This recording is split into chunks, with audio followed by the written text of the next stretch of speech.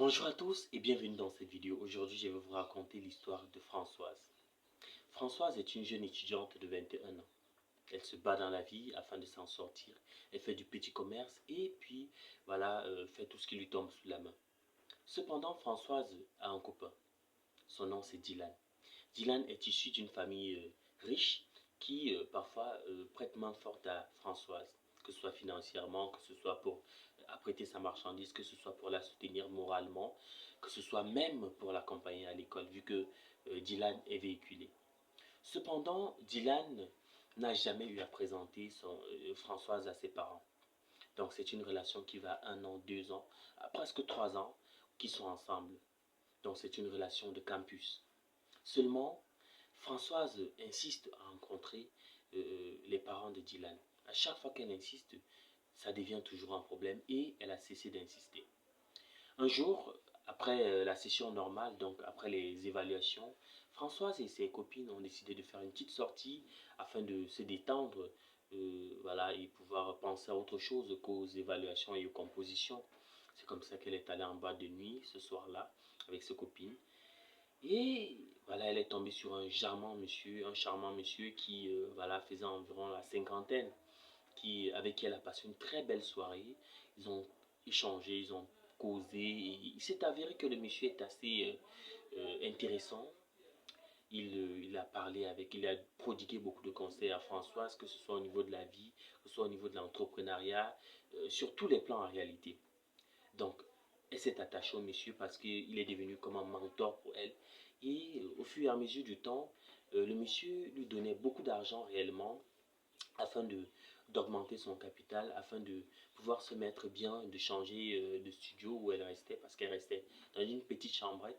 Donc elle est quittée de la chambrette, elle a pris un grand appartement dans lequel elle restait. Le monsieur, au fil du temps, a commencé à la fréquenter et parfois ils couchaient ensemble, hein, on va se le dire.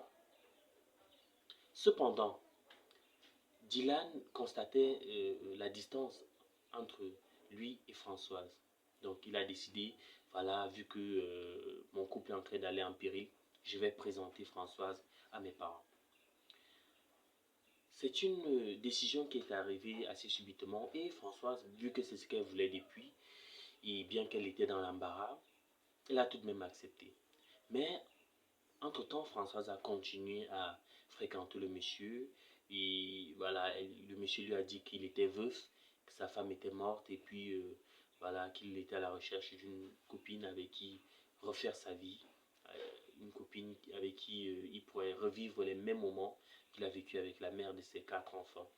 Donc, c'est comme cela qu'ils ont commencé à se fréquenter, ils ont commencé à vivre des moments inoubliables, faire des voyages et voilà, partager des moments langoureux ensemble. À chaque fois qu'elle devait faire ces voyages-là, Françoise mentait toujours à Dylan, voilà, qu'elle allait peut-être parfois rendre visite à sa maman, rendre visite à un oncle ou alors elle partait aux funérailles au village. Donc c'est comme ça qu'à chaque fois, elle parvenait à tromper Dylan et elle partait dans ses voyages avec le monsieur. Vu que la rencontre, le dîner de famille avec Dylan était programmé pour un dimanche soir, tout était arrêté, hein. Le monsieur lui-même ne savait pas que ça devait être Françoise. Donc, le dîner était programmé, Dylan part chercher Françoise, il l'amène. Arrivé dans la grande salle, qui est-ce qu'il voit assis? Qui est-ce qu'elle voit assis? D'un côté, elle voit le monsieur avec qui elle sortait, qui lui a dit que voilà, il est veuf. De l'autre côté, il voit la femme du monsieur qui est assise, lui tenant la main. De l'autre côté, il voit ses 4 enfants. Donc, elle est restée éblouie, ébahie, perdue. Elle ne savait pas quoi faire. C'est comme cela qu'on l'a installée. Et il se regardait. Elle était gênée. Elle a voulu feindre voilà, un malaise afin de quitter la table. Mais Dylan a insisté afin qu'elle reste et puis qu'elle finisse la soirée avec eux. C'est comme ça qu'ils ont fini la soirée. Et en rentrant, le monsieur insiste à la raccompagner.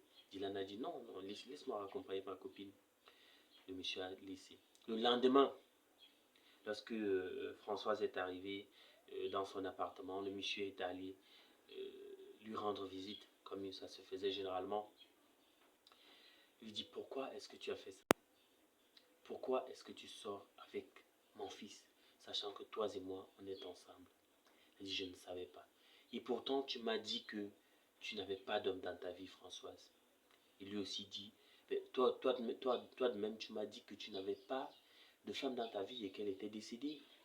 Donc, la situation dans laquelle Françoise se trouve, c'est qu'il faut choisir entre son père et Dylan. Parce que, entre-temps, les sentiments se sont entremêlés. Et elle aime franchement le père de Dylan. Et aussi, elle ne veut pas perdre Dylan. Parce que Dylan, c'est la personne avec qui elle a connu les premiers et les meilleurs moments de sa vie. Et entre-temps, elle est tombée enceinte du père de Dylan. Que faut-il faire? Faut-il mettre la grossesse sur Dylan? Faut-il rejeter Dylan et prendre son père? C'est la difficulté dans laquelle Françoise se retrouve. Est-ce que vous pensez que se mettre avec ce monsieur-là va l'aider? Est-ce que vous pensez que ça ne va pas venir détruire le foyer de ce monsieur-là, vu que sa femme est là, elle n'était pas au courant de ce que son mari faisait dehors? Donc, c'est cette difficulté-là dans laquelle nous trouvons. Et Françoise voudrait avoir votre avis. Que faut-il faire?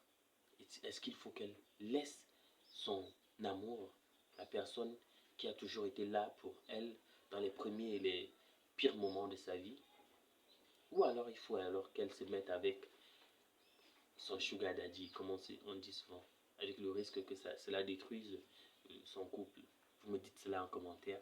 Et si vous n'êtes pas encore abonné à ma chaîne, faites-le maintenant parce que ici nous partageons des histoires de ce genre et généralement nous donnons la parole à notre public afin que tout le monde puisse s'exprimer, tout le monde puisse donner un avis et tout le monde puisse aider à trouver la sagesse que nous recherchons tous. Allez, ciao ciao.